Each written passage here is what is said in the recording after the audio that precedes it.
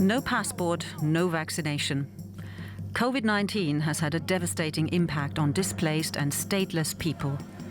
Without identifying papers, it's already hard for them to make a living. The pandemic has made that even harder. And a way out of the crisis is difficult for them to find. As governments vaccinate citizens, stateless people fall through the cracks. Welcome to our COVID-19 special. I'm Monica Jones in Berlin. Good to have you with us. Now, for most of us, getting vaccinated is key to end the pandemic. But what if you belong to a group of people who fall under the radar because you don't officially exist? Just like those millions of people who are without formal identification in Pakistan. Here's more on the plight of being stateless in a pandemic. Having family time is one of the few things that gives joy to 60-year-old Ali Muhammad. The father of 9 is an immigrant from Bangladesh who has no official identification to prove his Pakistani citizenship, and his efforts to get papers have so far been in vain. I bought this leftover crab to feed my children. Being undocumented affects life in many ways, including being left out of the government's COVID-19 vaccine drive.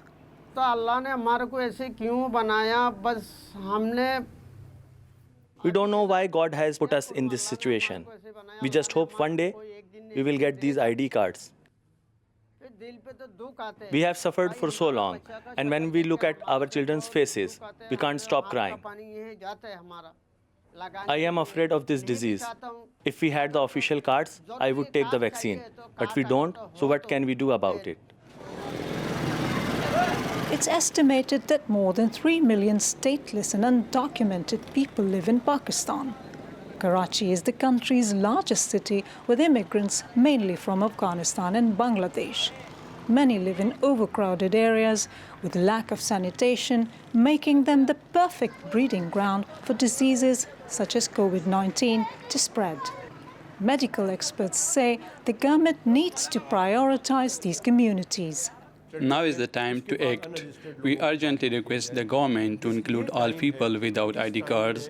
Otherwise, the country will fail to get a grip on this disease. Cases may go down for a while, but we believe they will go back up again as the virus will continue to spread. Imkan Welfare Organization is one such charity. It assists unregistered immigrants in some of the most deprived parts of the city. Its founder is skeptical of official plans. Having centers which are spread over the city in different places where people will have to commute to, especially undocumented people who fear going out of their community, I think is not the ideal resolution to the issue. It has to be a formula where you do get to the doorstep or within the community to be able to provide this vaccination, coupled with the fact that there is an intense need for a very strong awareness drive as to the need for the vaccine and why they should get it. Life remains a struggle for Ali Muhammad, and he continues to be wary of any promises by the government that it will protect his family and community anytime soon. Jacqueline Baba is a professor of the practice of health and human rights at the Harvard T.H. Chan School of Public Health in Cambridge, Massachusetts, and she joins us now. Good to have you with us. In this report, we just heard that about 3 million stateless and undocumented people live in Pakistan alone. How many people are affected worldwide? According to the UN, there are about 10 million stateless people in the world. That is people who have no nationality. So that includes, for example, if you're talking about South Asia, Rohingya, who were deprived of their nationality decades ago by the Burmese government. And it includes other communities who have no nationality, Palestinians in some cases, and so on. That's not the same as people who are undocumented, like the Bangladeshis and Afghans you mentioned in Pakistan. They have a nationality, but they may not be able to prove it. They may not have an identity document. So I think it is important to make that distinction. So if we're talking about how many people are actually legally stateless, who lack a citizenship, who lack any country that they belong to. The UN estimates that number at about 10 million. Other organizations working in the field think that's an underestimate. If we're talking about the number of people who are undocumented, that, of course, is an infinitely larger number. Right. It's interesting. Well, first of all, thank you for pointing out the difference there.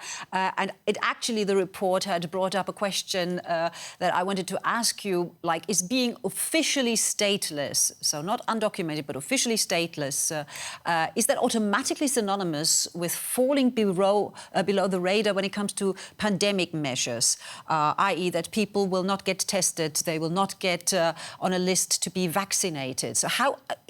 Is that the same? It's not automatic, but it's extremely likely. So there are places where governments have made an effort to include stateless people in their COVID vaccine rollout. There are places where stateless people have some form of identity, even though they are stateless, so they can prove their identity.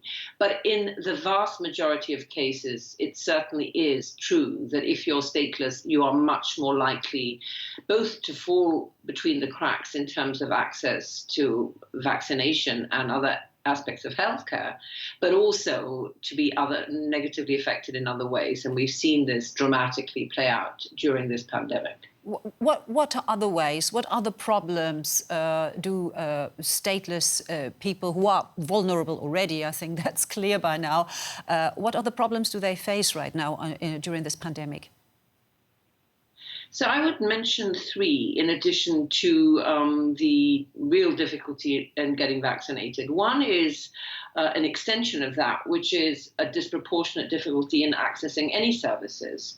So if we're talking about other types of health services, maternity services, routine healthcare, general vaccinations for children, newborn care, etc., all that is much harder for stateless people, in part because they don't officially exist, they're not on the radar, and in part because they themselves may be wary of accessing government. But then the other aspect of the service point is much broader.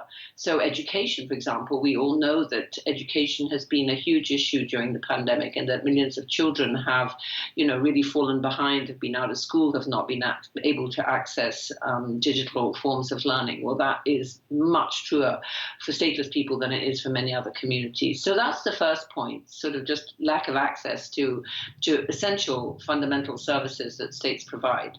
Number two, stateless people are disproportionately represented amongst the informal economy. So because they don't officially exist, because they don't have the documents often required for employment, they work in informal jobs, and those jobs have been particularly hit. So if you are a street vendor, you depend on getting home deliveries of stitching to make a living, then you're going to have found it particularly difficult during COVID. Right. So rates of poverty have escalated.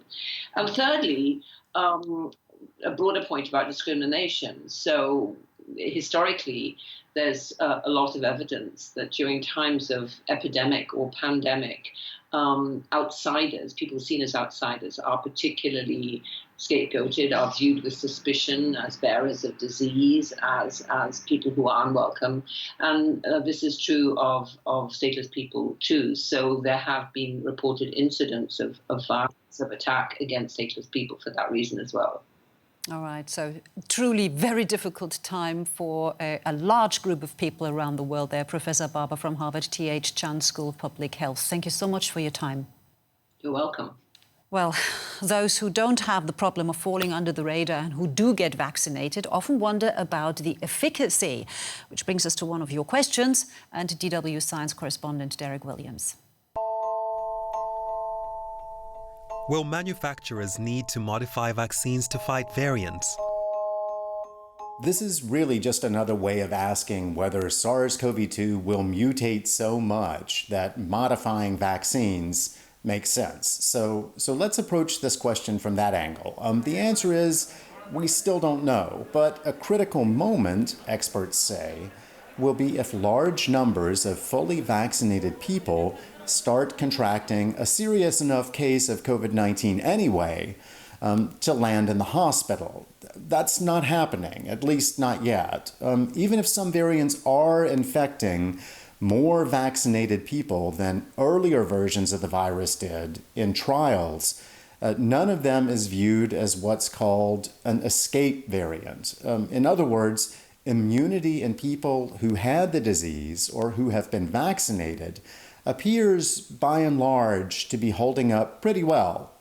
But if that suddenly changes, then manufacturers will indeed have to tweak vaccines to help manage the threat, and they're already doing so. The good news is that this isn't a new problem. It's one that we've had to come to grips with in the past. For example, with flu viruses. Flu vaccines have to be updated regularly because flu viruses evolve really pretty quickly. So the background that we already have in redesigning vaccines fast to meet that constantly evolving threat, that'll come in handy now. According to the Vaccine Alliance, Gavi, updating messenger RNA vaccines and viral vector vaccines is still uncharted territory, but it shouldn't prove too steep of a challenge. Manufacturers are also saying that they can tweak vaccines to provide protection against emerging threats within weeks rather than months, and trials with tweaked vaccines are already going on.